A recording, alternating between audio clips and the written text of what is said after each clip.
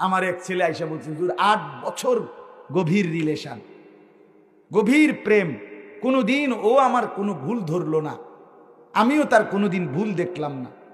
8 বছর প্রেমের পরে বিয়ে করলাম, 6 মাস হইছে, কসম ছেলেটা নিজে দাঁড়াইয়া, লম্বা সুঠাম ছেলে, ছেলেটা আমারে বলতেছে, হুজুর এখন 6 মাসের মাথায় এই ভালোবাসার সম্পর্কের বিয়ে করে এখন 6 মাসের মাথায় ঘরটা সংসারটা মনে হইতেছে জাহান্নামের টুকরো। এখন প্রতি মিনিটে আমার স্ত্রী ওই মেয়ে আমারে বলে আমি নাকি অন্য ছেলের মেয়ের সাথে সম্পর্ক, আমারও মনে হয় মেয়েটা আরেকটা ছেলের লগে কথা কয়। এখন আর কোনো কিছুতে সুখ পাই না, স্বস্তি পাই না, কিছুতেই আর বিশ্বাস হয় না। আহা, এবার কি পরিমাণ লানত বলেন না, কি পরিমাণ লানত। ছেলেরা বাপ ছেড়ে দাও, মন্দ অভ্যাস